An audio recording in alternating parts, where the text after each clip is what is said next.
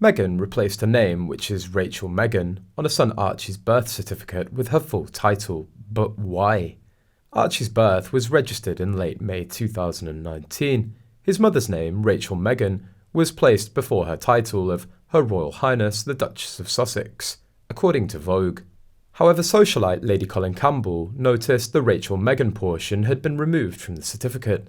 This leaves just the Her Royal Highness the Duchess of Sussex part. Apparently, this change was made on June the 5th, 2019, roughly a month after Archie's May the 6th birth. Why did Meghan have her names replaced with just her title? Meghan is using her title to get herself work. If she and Harry had abandoned their Duke and Duchess monikers, she'd be viewed like every other working woman in Hollywood. She has to work for it. Therefore, Meghan appears to think that being a royal meant constant holidays and just being able to live it up in style. During the engagement interview, Meghan gushed about how the Queen was a remarkable woman. Where was that respect when you dropped your name from your own child's birth certificate? This brings us the question at hand. Why did she have her names replaced? Some media outlets have said that it was a snub, while others say it's a sweet nod to her late mother-in-law, Princess Diana. She's trying to show that she's the one born with the title and not Harry. Did the prince not raise enough alarm bells? Meghan replaced her name with a title on her son's birth certificate because she wants to be known solely by the moniker. She's not Rachel Meghan or even Meghan to herself anymore. She's just the Duchess of Sussex. The HRH doesn't apply as it was part of the rules set by the Queen during Megxit. Even though Archie was born at 5:26 in the morning on May the 6th, 2019, the palace didn't announce anything about the birth until 2 p.m. that afternoon. What's more, when the palace did make an announcement, it was a misleading statement that implied Meghan had just gone into labour, when in reality she and Harry were already home with Archie by that time.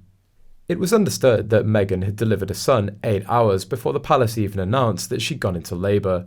This was a huge break from what the public would usually expect from the palace, as many royal births, including those of Prince William and Prince Harry, had been announced shortly after the expectant mother had been admitted to hospital. The decision famously angered Harry's older brother, Prince William, who'd followed the long-standing royal tradition of presenting each of his children to the public within hours of their births. Royal author and historian Robert Lacey wrote in the Daily Mail, "According to one of my sources, it's been pointed to him that everyone has a difficult sister-in-law." William's response was to nod his head in sage acceptance. Then suddenly he broke out angrily. "But look at the way that bloody woman treated my staff. Merciless." Mr. Lacey claimed that the Prince of Wales was not impressed with Meghan and Harry's attempts to keep their son Archie's birth secret. William didn't think too highly of Harry and Meghan's prima donna manoeuvres to conceal the birth of their son in May 2019.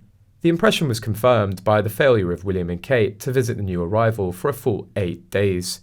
According to the book The New Royals by expert and author Katie Nicholl, both Prince Harry and Meghan wanted to relish their privacy before introducing Archie to the world.